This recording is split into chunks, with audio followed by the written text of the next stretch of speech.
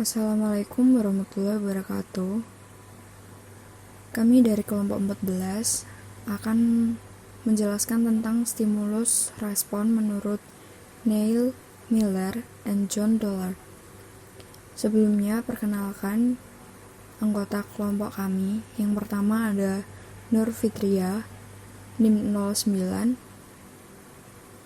Yang kedua ada Liviana Nur Anita, NIM 25.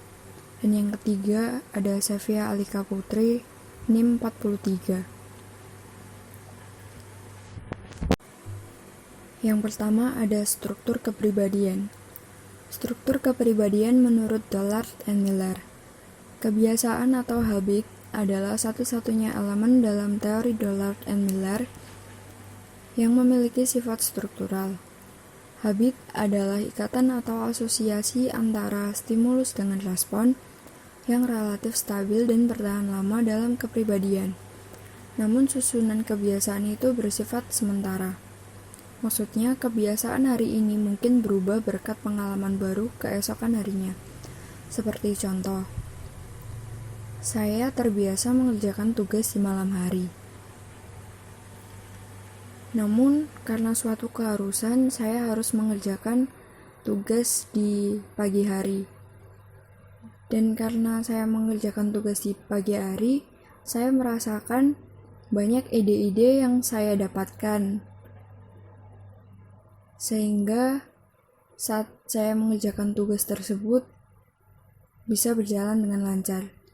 Oleh karena itu, kebiasaan saya mengerjakan tugas di malam hari berubah menjadi di pagi hari. Seperti itu. Dollard and Miller menyerahkan kepada ahli lain rincian perangkat habit tertentu yang mungkin menjadi ciri seseorang, karena mereka lebih memusatkan bahasanya mengenai proses belajar, bukan kepemilikan atau hasilnya. Namun mereka menganggap penting kelompok habit dalam bentuk stimulus verbal dari orang itu sendiri atau dari orang lain, dan responnya yang umum juga berbentuk verbal. Dollard and Miller juga mempertimbangkan dorongan sekunder atau secondary drive, seperti rasa takut sebagai bagian kepribadian yang relatif stabil. Dorongan primer atau primary drive dan hubungan stimulus respon yang bersifat bawaan atau innate juga menyumbang struktur kepribadian, walaupun kurang penting dibanding habit dan dorongan sekunder. Karena dorongan primer dan hubungan stimulus respon bawaan ini menentukan taraf umum seseorang, bukan membuat seseorang menjadi unik. Jadi maksudnya adalah dorongan primer atau primary drive dan hubungan stimulus respon itu sudah menjadi bawaan dari kepribadian seseorang tersebut. Seperti contoh, saya terlahir sebagai orang yang cuek, maka bawaan kepribadian saya itu seseorang yang cuek. Cuek bukan membuat saya menjadi unik. Lalu ada dorongan sekunder atau secondary drive. Awalnya saya suka bersepeda, namun karena saya pernah jatuh dari sepeda, itu membuat saya menjadi takut bersepeda. Namun rasa takut itu dapat dihilangkan dengan motivasi dan dorongan. Yang kedua, ada dinamika kepribadian. Yang pertama, motivasi dan dorongan. Dollard and Miller sangat memusatkan perhatiannya pada motif-motif penting seperti kecemasan atau dorongan. Dalam menganalisa perkembangan dan elaborasi kecemasan inilah, Dollard and Miller berusaha menggambarkan proses umum yang mungkin berlaku untuk semua motif. Seperti contoh, saya orang yang sering datang terlambat ke kampus. Lalu saya ditegur oleh dosen karena saya sering terlambat untuk masuk kelas. Karena teguran tersebut membuat saya menjadi takut Dan keesokan hari saya berubah menjadi seseorang yang lebih disiplin sehingga saya tidak datang terlambat lagi untuk pergi ke kampus. Lalu, dalam kehidupan manusia, banyak sekali muncul dorongan yang dipelajari. Secondary drive, dari atau berdasarkan dorongan primer atau primary drive seperti rasa lapar, haus. Lalu ada dorongan yang dipelajari ini berperan sebagai wajah semu yang berfungsi menyembunyikan dorongan bawaan. Kenyataannya, dorongan primer sering tidak jelas. Sebagai contoh, saya adalah seseorang yang pemberani. Namun, karena saya pernah mengalami kejadian buruk saat perjalanan, dan sebaliknya, yang sering dilihat adalah dampak dari dorongan yang dipelajari seperti kecemasan, malu, dan kebutuhan kepuasan. Hanya dalam proses perkembangan masa anak-anak atau dalam periode krisis dapat dilihat dengan jelas beroperasinya dorongan primer. Yang kedua, ada proses belajar. Dollard and Miller menyimpulkan dari eksperimen yang didemonstrasikan melalui tikus bahwa sebagian besar dorongan sekunder yang dipelajari manusia dipelajari melalui belajar rasa takut dan kecemasan. Dan Dollard and Miller menyimpulkan bahwa untuk bisa belajar, orang harus menginginkan sesuatu, mengenalinya, mengerjakannya, dan mendapatkannya, atau want something, notice something, do something, and get something. Sebagai contoh, jika saya ingin bisa bersepeda, maka saya harus mengenali bagaimana caranya bersepeda dan mencoba untuk bersepeda. Maka disitulah arti dari belajar. Adapun komponen utama belajar. Yang pertama, ada drive. Adalah stimulus atau dari dalam diri organisme yang mendorong terjadinya kegiatan. Kekuatan drive tergantung pada stimulus yang memunculkannya. Jadi karena adanya dorongan membuat saya melakukan sesuatu hal kegiatan. Yang kedua, ada cue. Adalah stimulus yang memberi petunjuk perlunya dilakukan respon yang sesungguhnya, isyarat yang ada dalam proses belajar. Jika saya diberikan isyarat, maka saya harus memberikan respon yang sesungguhnya agar dapat saling dimengerti. Yang ketiga, respon. Adalah aktivitas yang dilakukan seseorang. Menurut Dollard and Miller, sebelum suatu respon dikaitkan dengan suatu stimulus, respon itu harus terjadi terlebih dahulu. Dalam situasi tertentu, suatu stimulus menimbulkan respon-respon yang berurutan, disebut dengan initial hierarchy of response. Yang keempat, reinforcement. Menurut Dollard and Miller, sebagai drive pereda dorongan atau drive reduction. Reduksi drive menjadi syarat mutlak dari reinforcement. Selanjutnya yaitu poin C, proses mental yang lebih tinggi. Yang pertama, generalisasi stimulus. Generalisasi stimulus merupakan respon yang dipelajari dalam kaitannya dengan suatu stimulus. Dapat dipakai untuk menjawab stimulus lain yang berbentuk fisik yang mirip. Semakin mirip stimulus lain itu dengan stimulus aslinya, maka peluang terjadinya generalisasi tingkah laku, emosi, pikiran, atau sikap semakin besar. Contohnya, kasus yang dialami oleh artis bernama Donita, di mana Donita mengalami fobia terhadap ambulans, yang dikarenakan pada masa Donita duduk di bangku sekolah dasar, ia melihat ambulans yang di dalamnya terdapat makhluk halus yang menyeramkan. Semenjak saat itu ia menyadari bahwa dirinya memiliki kemampuan melihat dunia gaib melalui indera keenamnya. Dan juga karena hal tersebut, Donita fobia terhadap ambulan. Donita pun berusaha mengalahkan rasa takutnya tersebut, namun semua usahanya sia-sia. Karena hingga saat ini Donita masih merasa takut dengan ambulans maupun rumah sakit. Sesuai dengan dinamika kepribadian yang diungkapkan oleh Dollard dan Miller, kasus fobia yang dialami Donita terjadi karena adanya proses mental yang lebih tinggi, yaitu adanya perluasan stimulus respon. Fobia terhadap ambulan yang disebabkan karena pengalaman di masa lalu, di mana ia melihat berbagai sosok makhluk halus yang menyeramkan. Hal tersebut mengakibatkan Donita menjadi fobia dengan ambulan dan berbagai hal yang berhubungan dengan ambulan. Stimulus penyebab rasa takut pada diri Donita bukan lagi disebabkan karena ia melihat atau mendengar bunyi ambulans, namun karena adanya perluasan stimulus dan respon, yaitu pikiran mengenai ambulan dan ingatannya terhadap pengalaman melihat berbagai sosok makhluk halus di dalam ambulan.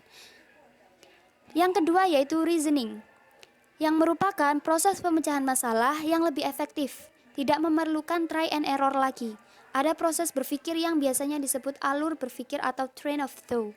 Sebelum individu tersebut melakukan kegiatan, reasoning memungkinkan seseorang menguji alternatif respon tanpa nyata-nyata, mencobanya sehingga mengangkat proses memilih tindakan. Reasoning juga memberikan kemudahan untuk merencanakan, menekankan tindakan pada masa yang akan datang, mengantisipasi respon agar menjadi lebih efektif. Yang ketiga yaitu bahasa. Ucapan, pikiran, tulisan maupun sikap tubuh. Bahasa merupakan respon isyarat yang penting sesudah reasoning. Dua fungsi pentingnya sebagai respon isyarat adalah generalisasi dan diskriminasi. Dengan memberi label yang sama terhadap dua atau lebih kejadian yang berbeda, maka terjadi generalisasi untuk merespon yang sama. Sebaliknya, label yang berbeda terhadap kejadian yang hampir sama memaksa seseorang untuk merespon kejadian itu secara berbeda pula, atau disebut dengan diskriminasi. Diskriminasi ini akan menimbulkan respon yang juga berbeda-beda. Perbedaan antar stimuli dipengaruhi oleh faktor sosiokultural. Yang keempat yaitu secondary drive. Tingkah laku tak hanya diatur oleh primary drive, tapi secondary drive juga mempunyai peran yang penting. Bahkan tak jarang, dorongan sekunder ini mengganti dan menutupi dorongan primer karena dorongan sekunder lah yang lebih kuat daripada dorongan primer. Kendati pun demikian, dorongan sekunder juga dapat menjadi lemah jika dorongan tersebut berulang-ulang gagal mendapatkan reinforcement. Contoh, seorang anak yang ingin mendapatkan kasih sayang dari orang tuanya, maka setiap hari ia selalu membantu ibunya memasak, membersihkan rumah. Namun, ibu tidak memberikan respon sebagai penguatan atau reinforcement, sehingga yang terjadi adalah sebaliknya, ia menangis dan tidak mau lagi membantu ibunya. Menurut Dollard dan Miller, stimulus atau cue apapun sering berasosiasi dengan kepuasan dorongan primer, dapat menjadi reinforcement sekunder. Semua drive sekunder dapat dianalisis asosiasinya dengan drive primer, walaupun terkadang asosiasi itu begitu kompleks sehingga sukar ditemukan jejaknya. Poin D yaitu model konflik, di mana menurut Dollard dan Miller, konflik membuat orang tidak dapat merespon secara normal. Ada 3 bentuk konflik yang dikemukakan oleh Dollard dan Miller, yaitu yang pertama, approach avoidance, yaitu orang yang dihadapkan dengan pilihan nilai positif dan negatif yang ada di satu situasi yang sama. Kemudian konflik avoidance, di mana orang dihadapkan dengan 2 pilihan yang sama-sama negatif. Dan yang ketiga yaitu konflik approach, atau orang yang dihadapkan dengan pilihan yang sama-sama positif. Contoh dari ketiga konflik ini, yang pertama yaitu konflik approach avoidance, yaitu dihadapkan dengan pilihan nilai positif dan negatif di situasi yang sama. Contohnya, seseorang memilih untuk belajar mengendarai mobil sendirian. Di dalam sisi positif, seseorang itu merasa tidak merepotkan orang lain. Namun, di sisi yang lain, sisi negatifnya apabila terjadi sesuatu saat dia belajar mobil, maka dia sendiri yang harus bertanggung jawab atas kejadian tersebut, yang mana seharusnya orang tersebut masih membutuhkan bantuan dari orang lain. Kemudian konflik avoidance, atau orang dihadapkan dengan 2 pilihan yang sama-sama negatif. Contohnya, seseorang yang sedang merasakan sakit. Di dalam sisi negatif, ia merasakan sakit jika tidak dibawa ke dokter. Namun di sisi lain, saat ia akan ke dokter, Ia merasa takut dengan suntik, dengan obat, dan lain sebagainya. Kemudian yang ketiga yaitu conflict approach and approach, atau orang dihadapkan dengan pilihan yang sama-sama positif. Contohnya, seseorang yang dihadapkan pada dua pilihan, ketika dua pilihan itu sama-sama positif. Ketika orang itu diterima di dua universitas dan diterima di fakultas yang ia inginkan, ia akan memilih universitas yang lebih dekat dengan tempat tinggalnya, walaupun pilihan tersebut sama-sama positif baginya. Jadi tidak ada dampak negatif dari kedua pilihan tersebut. Ketiga bentuk konflik yang sudah saya jelaskan sebelumnya ini mengikuti 5 asumsi dasar mengenai tingkah laku konflik, yaitu yang pertama, kecenderungan mendekat atau gradient of approach. Kecenderungan mendekati tujuan positif semakin kuat kalau orang semakin dekat dengan tujuannya itu. Kemudian yang kedua, kecenderungannya menghindar atau gradient of avoidance. Kecenderungan menghindar dari stimulus negatif semakin kuat ketika orang semakin dekat dengan stimulus negatif tersebut. Kemudian yang ketiga yaitu peningkatan gradient of avoidance lebih besar dibandingkan gradient of approach. Selanjutnya, yang keempat yaitu meningkatnya dorongan yang berkaitan dengan mendekat atau menghindar akan meningkatkan gradient. Jadi meningkatnya motivasi akan memperkuat gradient mendekati atau gradient menjauhi pada semua tutuk jarak dari tujuan. Dan yang terakhir yaitu manakala ada dua respon bersaing, maka yang lebih kuat yang akan terjadi. Selanjutnya yaitu poin E, ketidaksadaran. Dollard dan Miller memandang penting faktor ketidaksadaran terapi. Formula analisis asal-muasal faktor ini berbeda dengan pandangan Sigmund Freud. Dollard dan Miller membagi isi-isi ketidaksadaran menjadi dua, yaitu pertama, ketidaksadaran berisi hal yang tidak pernah disadari, seperti stimuli, drive, dan respon yang dipelajari, juga apa yang dipelajari secara nonverbal dan detail dari berbagai keterampilan motorik. Dengan kata lain, suatu hal yang dipelajari bayi. Ketidaksadaran, stimuli, drive, dan respon. Sebelum bisa berbicara sehingga tidak memiliki label verbal. Kedua, berisi apa yang pernah disadari tetapi tidak bertahan menjadi tidak disadari karena adanya represi. Selanjutnya, C. Perkembangan kepribadian. Perkembangan kepribadian menurut Dollard dan Miller dibagi menjadi 3. Yang pertama ada perangkat innate yang terdiri dari respon sederhana dan primary proses. Dollard dan Miller menganggap perubahan dari bayi yang sederhana menjadi dewasa yang kompleks sebagai proses yang menarik, sehingga banyak karyanya yang menjelaskan tentang masalah ini.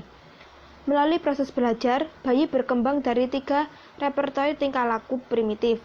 Bayi akan terus berusaha mengurangi tegangan dorongan, memunculkan respon-respon menjawab stimuli baru, memberikan respon baru, memunculkan motif sekunder dari driver primer, dan mengembangkan proses mental yang lebih tinggi melalui mediasi stimulus. Selanjutnya ada konteks sosial. Kemampuan memakai bahasa dan respon isyarat sangat dipengaruhi oleh konteks sosial di mana orang-orang itu berkembang. Dengan kata lain, adanya ketergantungan antara tingkah laku dengan lingkungan sosiokultural. Sebagian besar interaksi anak dengan lingkungannya berkenaan dengan bagaimana menghasilkan simbol komunikasi verbal, serta bagaimana memahami simbol verbal produk orang lain. Dollard dan Miller menekankan saling ketergantungan antara tingkah laku dengan lingkungan sosiokultural. Yang ketiga ada situasi pembelajaran atau disebut dengan training situation. Seperti teori psikoanalitik, Dollard dan Miller menganggap 12 tahun kehidupan awal sangat penting dalam menentukan tingkah laku dewasa. Ada banyak peristiwa di mana konflik mental parah yang tidak disadari dapat timbul. Dollard dan Miller mengemukakan 4 hal yang mudah menimbulkan konflik dan gangguan emosi, yaitu yang pertama situasi makan. Situasi makan merupakan situasi pertama yang banyak mengajarkan sesuatu. Yang kedua ada pendidikan kebersihan. Dalam pendidikan kebersihan ini, bayi akan belajar mengontrol proses urinasi dan defekasi. Selanjutnya ada pendidikan seks awal. Tabu mengenai masturbasi yang membuat anak-anak merasa sangat berdosa sudah melakukan masturbasi bersumber dari orang tua yang menanamkan dalam diri anak kecemasan dalam berbuat seks. Yang keempat ada pengendalian marah dan agresi. Apabila anaknya marah, orang tua sering mengamuk, menghukum, sehingga anak belajar menekan rasa marahnya. Tanpa rasa marah ini akan membuat kepribadian anak tidak dapat berkembang. Selanjutnya, yang terakhir ada aplikasi. 2. Psikoterapi. Jika tingkah laku neurotik itu hasil belajar, seharusnya dapat dihilangkan dengan beberapa kombinasi prinsip yang dipakai. Terapis bertindak layaknya seorang guru dan siswa sebagai pasien. Dollar dan Miller memakai kondisi dan prosedur terapi konvensional. Terapis yang simpatetik dan permisif mendorong pasien untuk neurasosiasi bebas dan mengungkapkan perasaannya. Terapis akan berusaha membantu pasien untuk memahami perasaannya sendiri dan bagaimana perasaan itu berkembang. Pembaruan psikoterapi tradisional adalah memakai analisis teori belajar mengenai apa yang telah terjadi. A. Displacement adalah merubah arah impuls yang dicegah agar tidak diekspresikan, baik oleh event eksternal maupun kecaman dari diri sendiri.